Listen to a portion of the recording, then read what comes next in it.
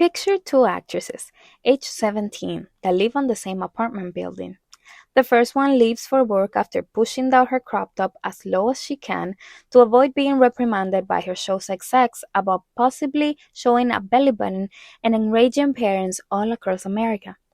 The other just got a message from her publicist letting her know that the paparazzi pictures of her and her married co-star are boosting the interest for her new dramatic movie. I might have started by mentioning their ages, but actually that does not matter. They exist in spheres that we'll probably never touch, at least not if they're not smart about it. The Merriam Webster Dictionary defines a girl as a female child from birth to adulthood.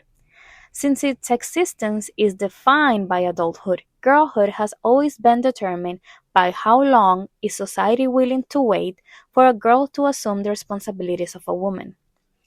While the early 20th century feels like an eternity ago, in the grand scheme of human history is pretty recent, and it is when the concept of teenagehood emerges, which is important because it extends the possibilities of girlhood and establishes a new model. Previous to that, there was a pretty short period of childhood a kid could enjoy before the circumstances of life bestowed adult responsibilities upon them and yanked away their right to innocence. While a female child has always been a girl, the preoccupations of girlhood were pretty much expected to disappear once she was deemed a woman. And while most famously this transition was achieved through marriage, with some cases occurring before the child's age was composed of two digits, for many others the weight of adulthood came under other unjust situations.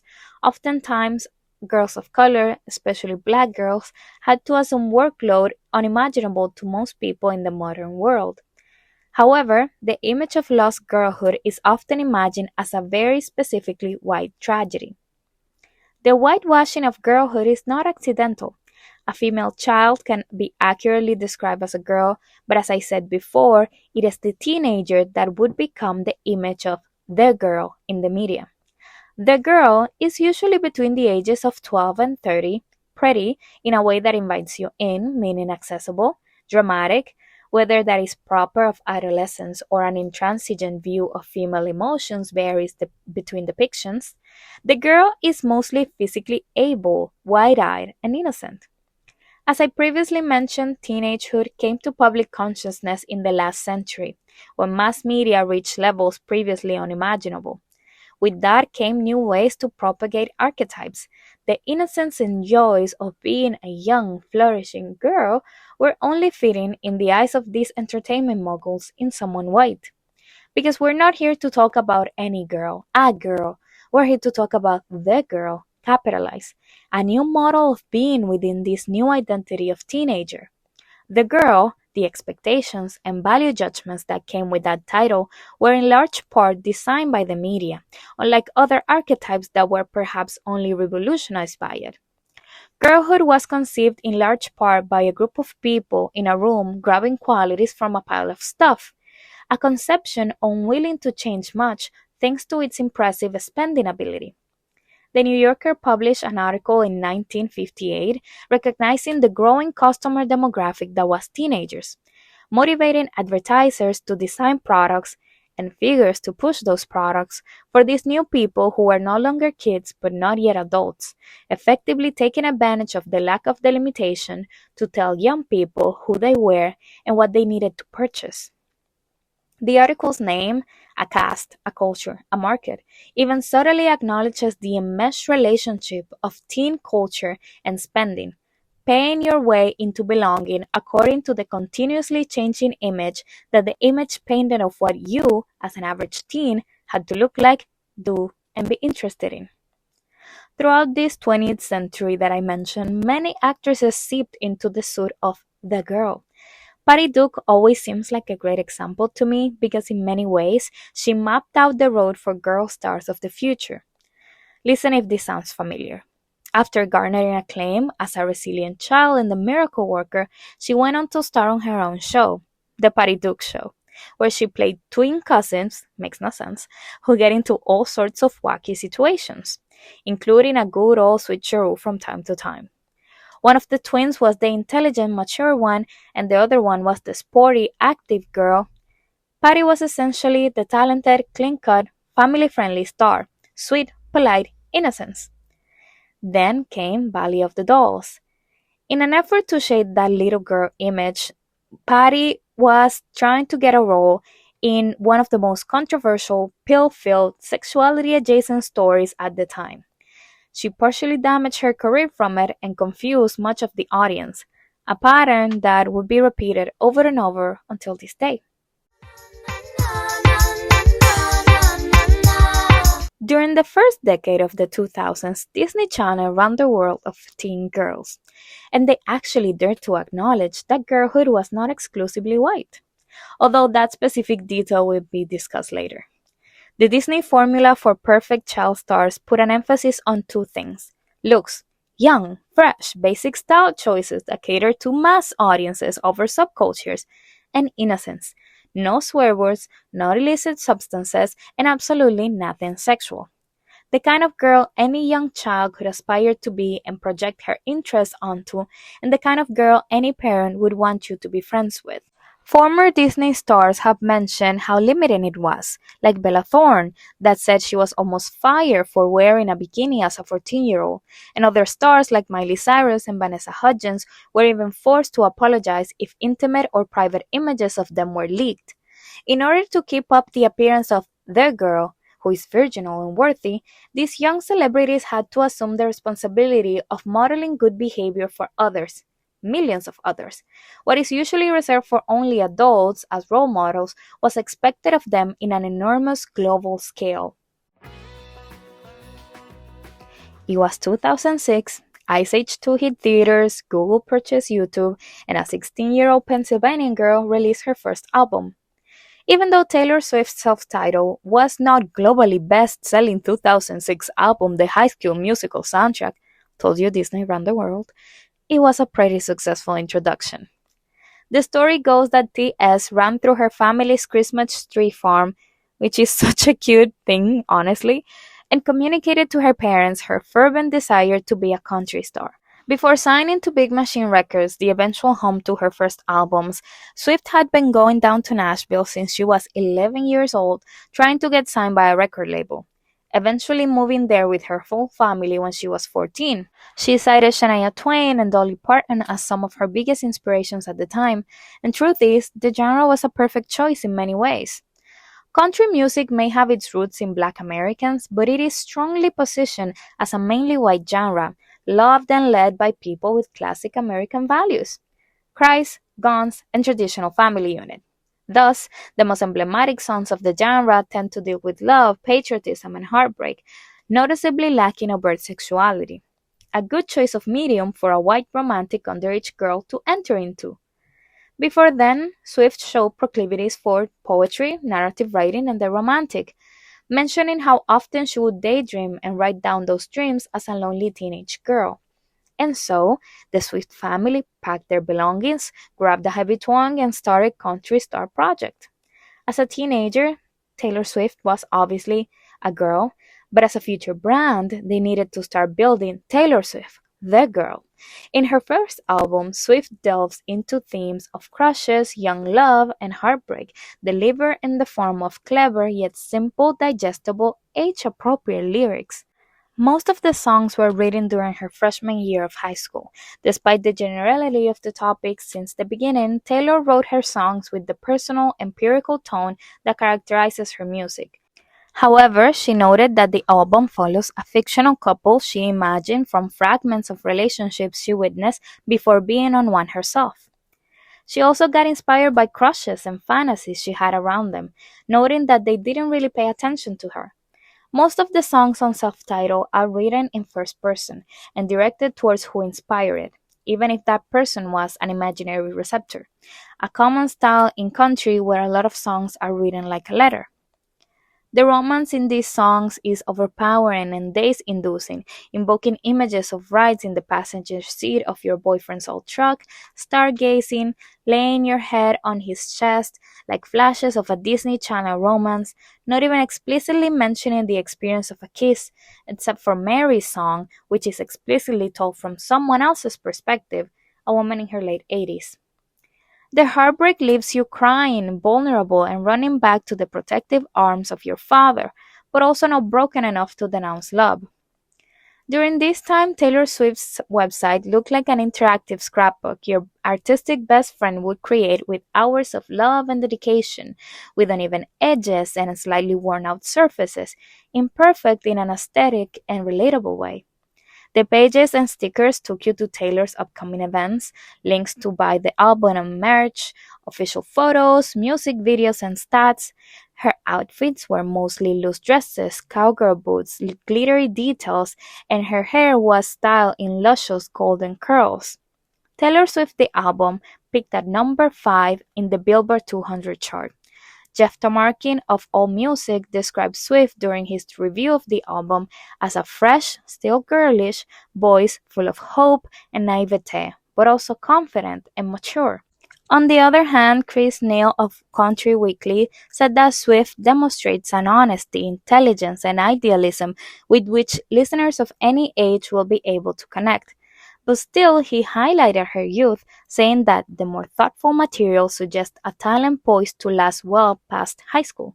So, and despite the narrative that her persona was solely shaped by the BMA's incident later, most of it was carved in public consciousness during this first fairly successful era.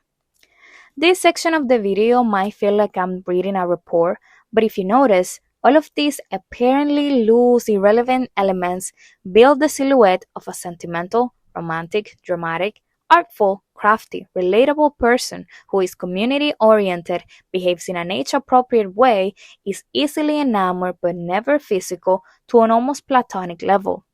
Innocent, if you think about it. The kind of girl that you could sit next to during English class, even though she has a statuesque figure and rich parents who would travel with her at least once a year to eventually make her dreams come true at the age of 14. She might have not been a Disney girl, but Taylor hit all the Disney markers to a T, except maybe she was showing more shoulders than the Disney stars. She was the girl children wanted to be and that parents wanted their kids to be friends with. And she perfected the formula with one more thing: endearing imperfection, making the audience truly believe that in some ways they are her. These are the foundations of Taylor Swift, the girl. And while she showed signs of evolution throughout her following albums, she even mentioned kissing. The brand stayed consistent. She might have spoken about her ex getting into bed with models, but those comments, even if they spoke to her aging fan base who were now dealing with more sexual scenarios, put other women at the center. Women who were often used as a contrast. They were worldly, even exotic, but often with a degree of banality. Taylor, on the other hand, is not a model, even though she has the physique for one. We're supposed to see her as the everyday girl who dreamed in front of a mirror about performing to millions of people and got her deepest wish. But inside, she's still a sweet, mostly innocent dreamer with a soft heart, always willing to love, truly and ardently. This contrast establishes Taylor as the opposite of the kind of woman that men lost after, in a way putting herself down, but most importantly, reaffirming her purity, which is so great that she can't even achieve sexuality without tripping. A non threatening and friendly girl. Some months after Self Titled hit the stores, another emotional romantic teenager on the other side of the world started releasing music. Anyone who listened to 19-year-old Adele Atkins could tell she was meant for stardom.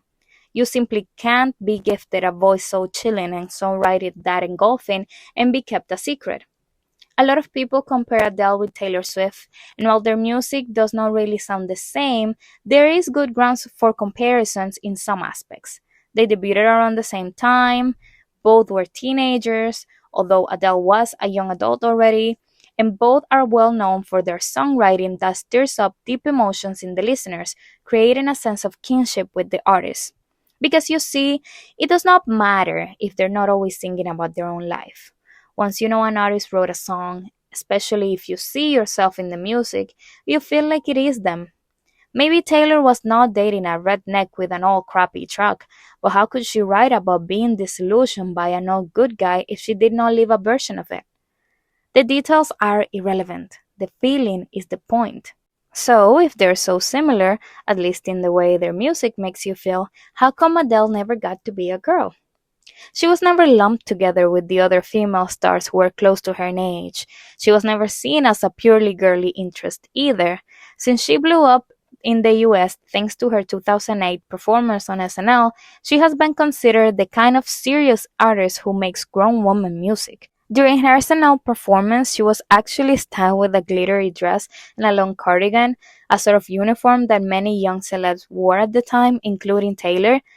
But while the Disney girls and their peers could not even show belly buttons, the first verse on the first song in Adele's debut album 19 has the lines, "He's a real lover, of making up the past and filling up his girl like he's never felt her figure before."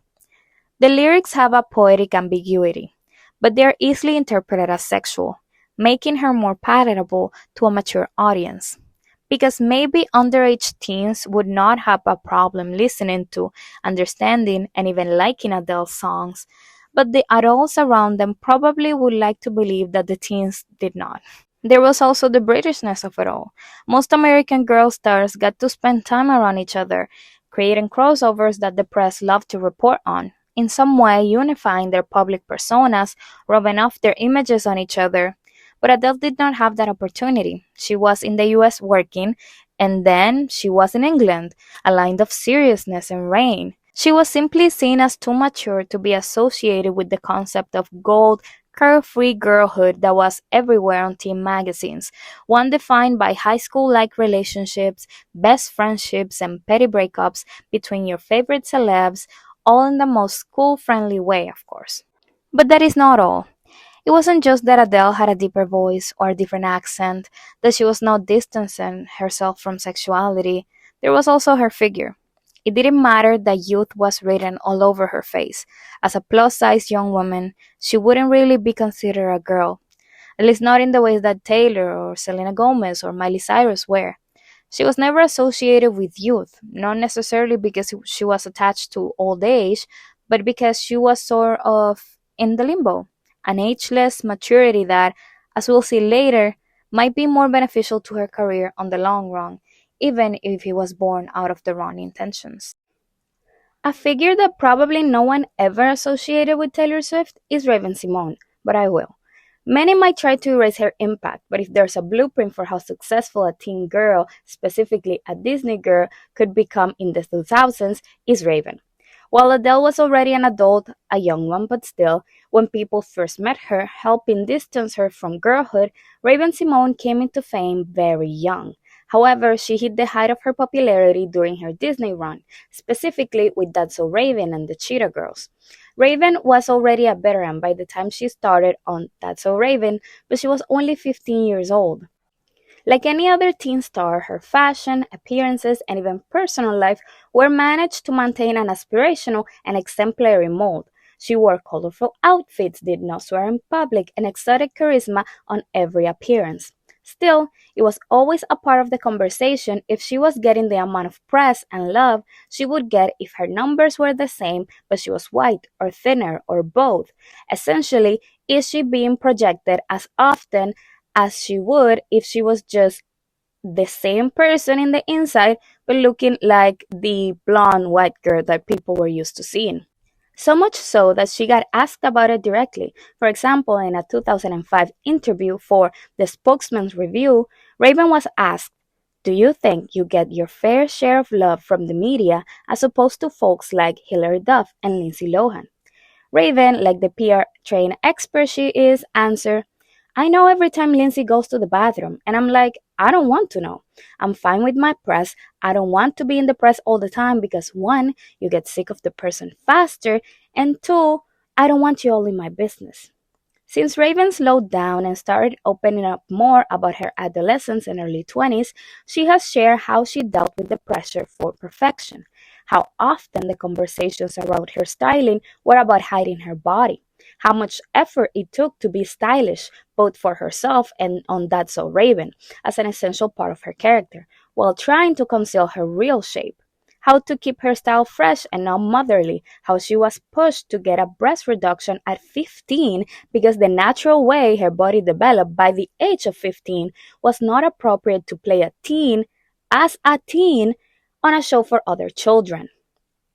The amount of attention put on her body, the pressure to reassure people of her age appropriateness was such a task that right under the quote from the spokesman, Raven herself brings up how she does not show her body, emphasizing with this her lack of overt sexuality existing in her black body was enough to put her in a deficit when it came to proving the innocence that was granted to her peers. I have been hinting at the link between the end of girlhood and female sensuality because, to this day, there is nothing more effective for a celebrity trying to be seen as grown in the eyes of the general public than speaking about XEX. It might be the remains of a previous era when a girl turned into a woman by marriage, its consummation meaning the death of girlhood legally and socially. It might be simply that people are incapable of seeing the traits of girlhood, especially the naivete and vulnerability, on a self possessed, sexually active person. It is all the same. In an effort to shed this child persona, girls on the public eye display their knowledge and experience with more intimate topics, oftentimes accompanied by more revealing styling, signaling in as many ways as possible that they've grown up. As I previously mentioned, Patty Duke experimented with this by starring in a controversial movie full of pills and innuendos. More recently, and perhaps more scandalously, Miley Cyrus cut every possible signifier of her Disney persona, even her hair, speaking of and performing more sexual actions to double down on her rights to do so as a legal adult. Multiple of the girls that were contemporary with Taylor, as far as young celebrities go, intentionally or forcibly abandoned their place in the entertainment industry as the girl to look up to.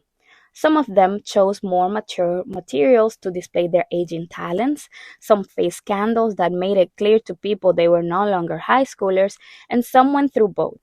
But despite the years and scandals, Taylor managed to keep most of the characteristics at the core of her branding. The lasting impact of the girl as a pop culture archetype is due partially because she's a great blank canvas to project your interest and experience onto. What matters is that you can easily see yourself overthinking that interaction with your best friend, crying at 1 a.m. in the morning because the person you like is being inconsistent, daydreaming about falling in love, having conflicts with your parents, fantasizing about landing your dream job in your dream industry because they accidentally discover your natural talent for it. They are general examples that anyone can probably identify with. But at the core of them, there's the same shy experimentation and bursting enthusiasm of youth, of a child opening up to the possibilities of life and slowly taking the reins as an adult. So, even if Taylor's fans got older, most of her music and public narratives could still be relatable to new young girls, maintaining relevance and strong fan engagement. On another hand, as we become more aware of the biological and social markers of growing up, we have given more space for people to ease their way into adulthood, thus delaying the death of girlhood. Earlier, I mentioned that girlhood tends to end in the 30s, but for a long time it was much earlier, early 20s or mid 20s. The term is now often used for women in their late 20s, 30s, and beyond, because even though they're adults, where they are in life might color how we perceive them. Adulthood is no longer granted by their association with a man and the weight of managing a household. There's many reasons and ways in which an adult woman might still fit more into the image of a blossoming girl. This extension has also helped people keep anchors of their early girlhood.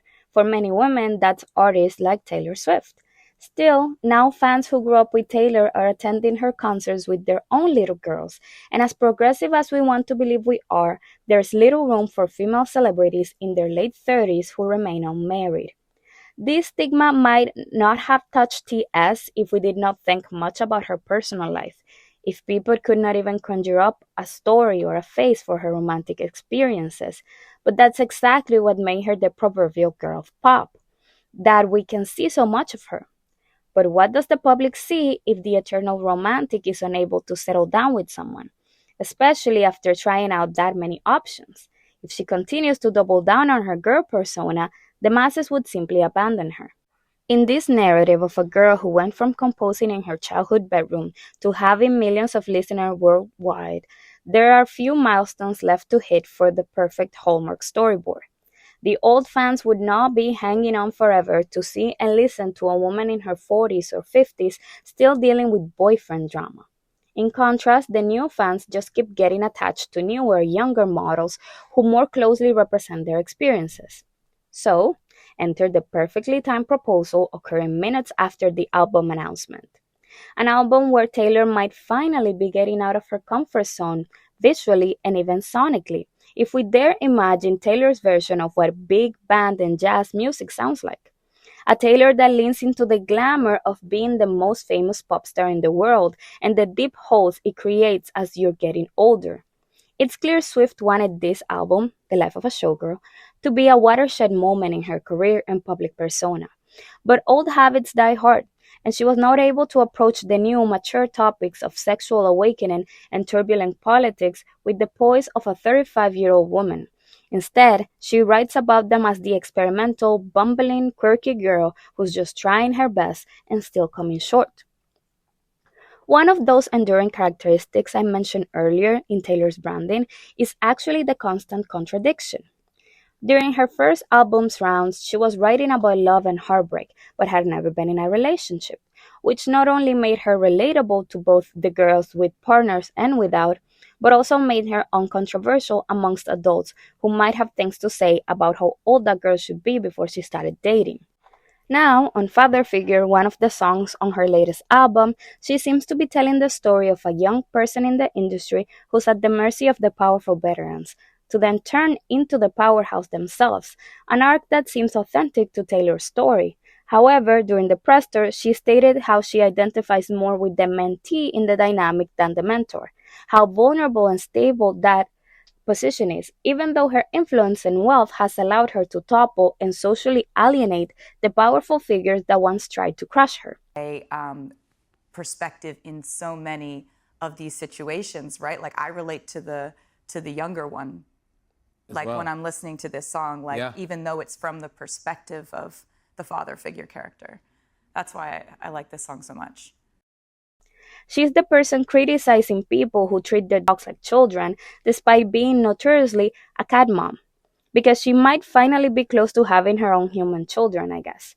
Instead of coming off as a mature woman who's ready to expand her family, she reads like a hypocrite, minimizing the importance of things that helped her connect with many in her fandom. Her whole career has been a constant balancing act. She's a pop diva, but she's also a normal girl. She's for all girls, but her famous squad was composed of only supermodels, essentially. With this new album, she has finally experienced a sexual awakening, even though she has been through multiple long term relationships as a woman in her 30s. But also, she did it in a traditional way, geared towards marriage type relationship. The most complex thing is, not all of these contradictions are impossible. One can be very non sexual no matter the age. They're based on actually society's expectations. Swift seems to be putting on all the hats she possibly can to maintain a healthy, palatable public image for all audiences.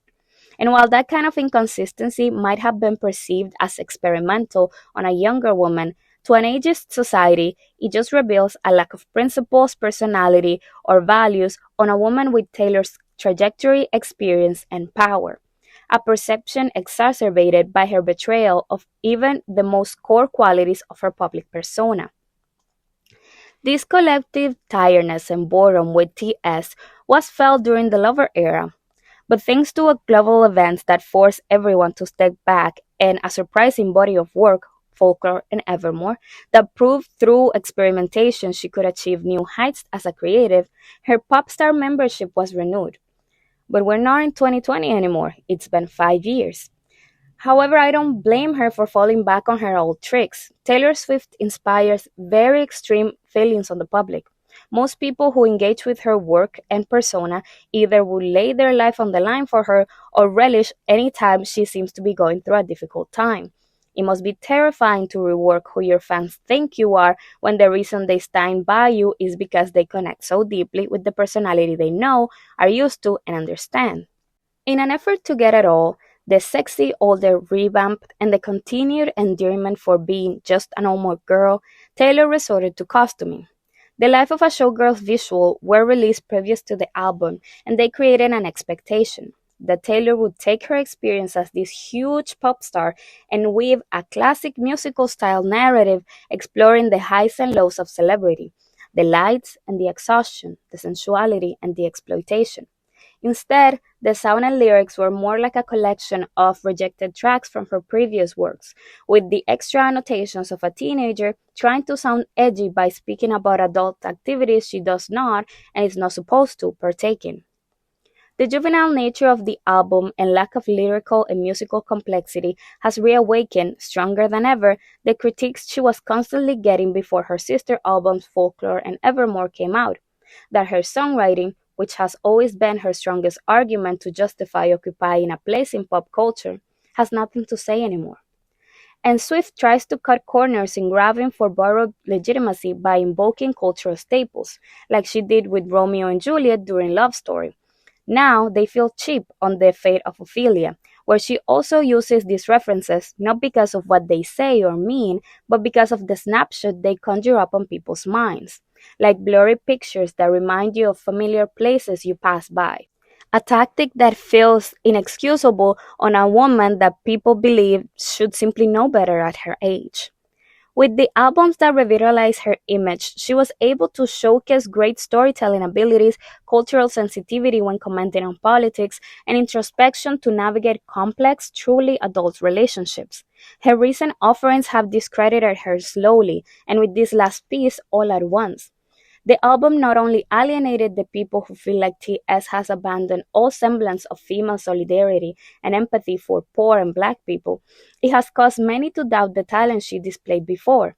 So great is the gap in quality and character of this new era that she has hit a reset button. Not to renew her career, but to push it back to when people saw her as willingly unaware, a fading artist. Taylor Swift is being pushed out of girlhood by her age, by society. And instead of coming into the light and showing us a more mature version of the person millions fell in love with, she seems to have become the woman unwilling to accept with grace the evolution of her personhood and thus her brand. What we have is a body of work confused between teenage innocence and 30-year-old sexuality, insecure anxiety and pettiness towards people who already spoke about being harassed by Swift's fandom, and strange political messaging about the greatness of being able to live amongst people who show little to no empathy because they were born with the privilege of not caring about others. She abandons the growth demonstrated before, embraces the tricks that have served her all along, but this now seems unforgivable as a woman in her mid 30s. The comments about Taylor doing essentially the same thing but now being criticized more harshly because she's older are not to excuse the behavior or poor decisions, whether creative or socially, she made in this album and the era in general. It's actually to highlight that the main problems people seem to be finding with her have been there all along. Maybe the lyricism is poor and that highlights it, but the truth is that a lot of the signaling that she has been doing throughout these couple months have been there. The difference is that now people don't seem to have the grace. She's not a young desirable girl anymore, and this is not to say she's undesirable. It's just that we don't believe she should have the space to make these mistakes anymore because, again, she should know better. And I guess that as someone who has lived with that privilege her whole life, Taylor doesn't know when it's ending. Like, how was she supposed to know that people all of a sudden were going to judge her for all of her actions, if all of them, honestly?